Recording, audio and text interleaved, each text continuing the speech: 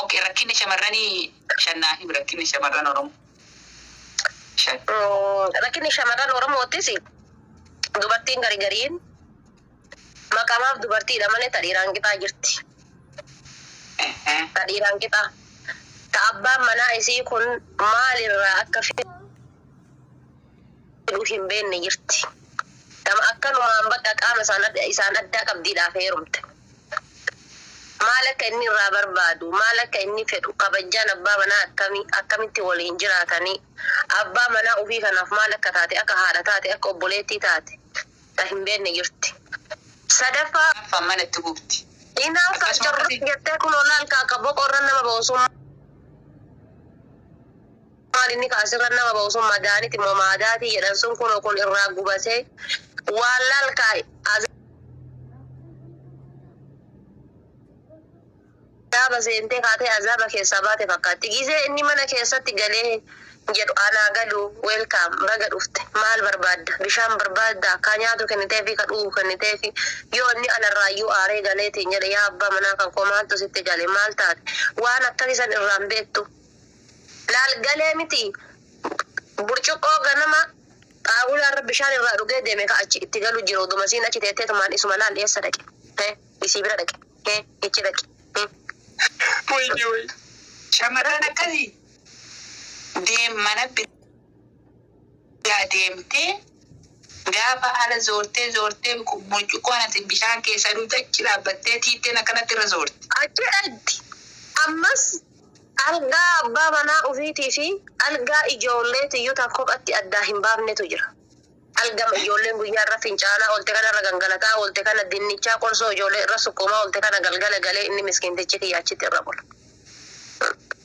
Rakkoon kana. Biyya karanjii amma kun hin jiru. Ilmoon tantee gaafate dhalteetii waggaa 2 geette yookaan waggaaf 6 wayii geette sirraa achi fagaattee ciifti. Ka ammaa kuni ilmoon jidduu tana bulti jaarsaaf jaartiin ammoo asumatti taaptaaf wal godhan. Ilmoon gaaf kan gabbaatee dhagaamu kan rakkatti osoo guddattee waan hagaa wannoon ta'in. Afaan osoo hin baratin gabbaatee akka abbaan haadhaan waliin ta'u isaan ta'uudhaan dhagaamu kan rakkatti ilmoo. Wallaahi. Adaa ijoolleen daraabada. Gaafa nutama gaafa xixiqqoo haga umriin teena 15 haga hutti waan sana homaa irraa beeku. Ijoolleen tamama jilbaan lafaa kaatee afaan dubbachuu eegaltee naan bakka hojii sana eegalte. Mana dhagattee dhufte. Mana naalti baru. Amma seeda biyya faranjiitti abbaan ijoollee biratti haadha ofii afaan keessa dhungatu haadha manaa ofii kiisingiin godhu dhoorgaadha jechuudha. Ka ammaa kun ilma isaa laalka ilma isaa ka badaa mishaa beeku kana bira taa'ee haadha manaa ofii arraba inni gaaf kan gadi baheetiin ijoollee xixiqqoo yoo arge ijoollee xixiqqoo waan akkasiisan godhata akka abbaan haadha godhata gadi bahee ilmi jechuudha. Aboo barsiiftuu shamarranii tamuu dargaggeessaaf dargaggeettii tamuu dhiigatii haati baatee yoo nu jennu soba siita. Miira ilmoo ofii eeguun dirqama. Dhaamati. Halluu qaba deema wallahi miira ilmoo ofii eeguun dirqama. Akkasii abbaan biyyaan kanaafi wanti biyya rakkina haala jiruuf jireenya shamarraniitiif kan dhiiraa keessa kan shamarranii takka nu daban irra buusa. Kan shamarranii tokkoffaa abbaa manaa ofii irratti yoo rakkina argite rakkinna abbaa manaa ofii irra argite san baastee isa himuu irra yoo ollatti himte irratti tola yoo hiriyaa ofiitti baastee himte irratti tola. Hushushi ni jirti miti hamii bar dubartiin tu waa takka waliin dhoffattu bar baatee soogidda fuudhu baatee sa'a tokko dhaabattee hicciitii abbaa manaa haasofte akkas naan jedhee eda akkas wal jenne eda akkas ta'e tasoo akkas hin taane akkasuma bullee ganama kanallee akkas deeme. Dubbiin sun as gargaltee gaaf kaan ollaan maal godhane harka keessa kaatee jireenya sii booressa. Kun rakkina shamarran jiruu ofiitti dhaban keessaa tokkoffaan isa kana. Baatee ollatti hicciitii jireenya ofii haasoftii gaaf kaan hicciitii jireenya sii baranii koodii isii mana isii inni beekanii gaaf kaan dhufanii harka keessa kaanii jireenya sii bolchuun baay'ee iiziidha jechuudha. Salphaadha. Baga nu barsiifti. Warra arma jirtanarra barnoota gaharraa fudhattan. Waan silaa jaarsa siititti himtee suutuma wanni kun nu malu jettu. Tayitee geelee isiititti himtee geeleen isii kaan ollaa geessitee ollaan achi geessee Kana jireenya isaanii barra booda sadeetii biyyeen na haa nyaattu shafata angoo duuti na haa nyaattu bar akka malee jirta jettee dheengadda haati suuqii inatti himtee bar dheengadda haati shittoo bar na himtee jireenya atitti jiraataa jirtu bar namichi akka malee ittiin si jira jedhanii bar namichi akka malee si bulcha jedhanii bar haadhatiya biyyeen na haa nyaattu adaa muyyattiin tun maal taatee godde jedhe ada muyyattiin tun maal taatee akka qalamii fixatte jedhee bar adeesi kanatu si nyaatee si fixe. Maal jireen ummaan isaa waliin jiraattu gadalii haa galu adurree harkilachuu mirga sareetii yamma abbaatee gara warra keetiin galtu ati biyyeen na haa nyaattu. Haati waysi argiti akka atitti jirtu kan abbee waysi argaa jettiin akka waan abbaaf haati waa gootuufi. Akka waan abbaaf haati waa gootuufi. Wayne kabiraa irra buusta akka qofa. Ayiso. Dhuma ammoo dubartiin takka erga heerumtee mana tokko mana dhiiraa takka seentee heerumtee ofii shimuu qabdi. Because abbaa manaa ofiitii yoo walloltee dhoositee obsitee gorsitee mana keessatti jiraachuu. Jireenyi isii yeroo hunda alarra garuma maatii fi garuma yoo inni takka kabalee isiin duruyyuu daaraa dhadhayataa fiidde gara maatiiti. Takka kaballaan duruu sirkii dawwalatte. Takka balbaluma gadi fiiddi aadaa akkasiisan dhiisuu qabdi. Aadaa akkasiisan. Yoo jaarsa siitiin mana wal lolan gorsitee garumaalaa gadi fiiddu. Waan abbaa manaatii fi isii walitti buusu dhibba keessaa paasentii 95 irraa of qulqulleessu amma dubartoota hedduutu jira. Kan osoo abbaa manaa isiin itti ifaajaa isiin asiin kiniini nyaatti ilmoo hin dhaltu. Inni miskiintichi kiyya jilbi luqqaya. Isiin asiin ilmoo hin dhaltu. Isiin asiin kiniini nyaatti.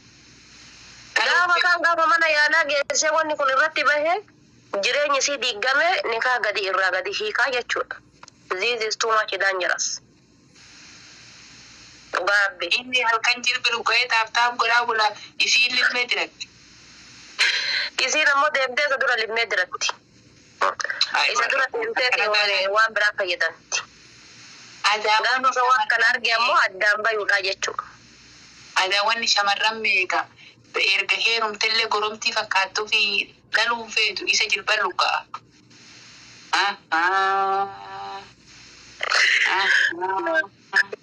Wallahi dhugaa jettee jedha wallahi. Akkasi gaafa. Ati kana hunda ka beektu heerumtee baate moo eessaa fidde waan agana gaafa. Ana malaalka walumaa galatti doktorri tokko yeroo ati doktora tokko yeroo ati argitu dhibamee wal dhaanamee dhibee san hunda dhibee tiruu dhibee garaachaa dhibee macuree dhibee hunda nama yaalu baratee nama yaala. Anamma waan isaan gorsu kana kan muudannoo qabus jira kan ollaa kiyyarraa argus jira kan hiriyyaa kiyyarraa dhaga'u jira kan ija kiyyaan namarra gahee argus jira wantootuma kana kan irraa fuudheeti maan akkuma doktora takkaatitti ummata kiyya kanaaf dhiyeessa. Oh my God. Akkasi baratte. Akkasi kottu bashooyee bitayyeetu tumbada duutu qabbanooftu. Ani ijoollee maa wanni agattii tanaa koomentii mana jala barreessitan jedhee bara wallaahi. Wanni oduu sarbaa kiyyaa walitti qabee sarbaa kiyya jidduu ba'uu dandeenye matti koomentii na jala barreessite wallaahi. Wanni agattii tanaa illee. Tokkichuma taasisa kana jala koomentii barreessudha.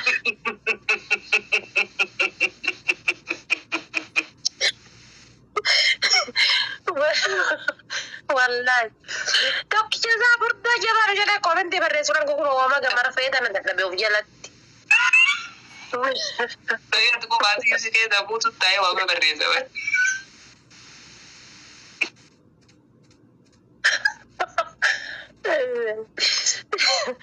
Wallahi tasa raayyaa yaadu.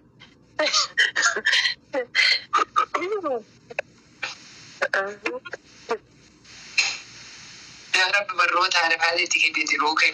Baga heerumuun ittiin heerumin iyyoote. Kanaada deemee heeruma kanaada deemee gizee abbaan manaa kiyya galee shut up nan jedhe you shut up jedhaan tokko taa'anii jiraanna. Ka inni laal kaasee boobsiidhaan girgiddaan dhabuusee birri santa kiyya keessaa Siif nasiraallee hin heerumina. Siif nasiraallee hin heerumina. لا نصرة بيا فرنجي جرتي ركون قبو سينا مربي يو شيخ سلا في سيبي الشيخ كون توني لا غري تربنا مالا في سمالي يو اتي جلت وني اكا شيخ تا جلت نجرو بر يو ربنا مالا في سمالي Oh my very good. تربنا ما قجل جمالي يو اتي جلت وني اكا درسا جلت نجرو درجة جيسا متا في الادي مكانا ويا جزيلا انكا اللبو هي بيبي هي يتوا اتكتن Gaafadhu Nasraan ilmoo lama dhalte ka jedhan sun dhuguma heerumte. Ijoollee asii dheeskatti argee uzu billaa waan qarbii Ijoollee gurraatii ta'isiiti.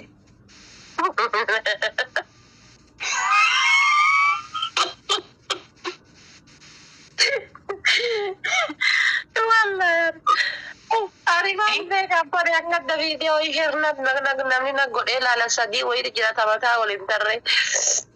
Maqaa balleessoo malee ijoolleen sun tan Nasraan fakkaattu garuu maqaa balleessiidha. Ilii gugurraatofti xiqqishoo mataa gugurdate. Mataa gugurdatte amma Nasraan akkana mataan akkana gadhatti bar. Ijoolleen sun amma Nasraan fakkaatu. Mata saddeet naan jette duuba somaan gomnatti. Ujaan kiyya guddaa nama saddeet naan jette. Isiin moo Nasraan moo? Maal? Nama saddeet erga ilmoo dhalte iyyuu ganna saddeetii mucaan ishii guddaa. Ganna saddeet jira jedhu. Abbaaf jedhi maa yaadaarta qoyamma silaayyuu kanaa deeman jirtu waa takka gara takka socho'an jirtu yoomi fuuteetiin hara nu baatu turte miti. Haati mana na bira dhiiftee naan dhoongadde malee hin jirtu. Na jibbiti wal. Haati? Isiin mana na bira dhiiftee jennaan dhoongaddee jennaan haati dhuftee jennaan dileetu godhe. Dagasuma. أعوذ بالله من الشيطان الرجيم ترى يو رجالان مرتكو يو بري بالي إني بري هذا أول إنجراتا ده كيف going my dear welcome my love Mr. Rock my love my everything my ear Duan akana atam yo akana lantu nama kana jiru kana nama turicha fuula yaddeessa ka wanni inni dubbatu wanni inni hojjetu guutuun maala yaanii qashina nama akkamitti heeru. Sanii miti bar amma tokko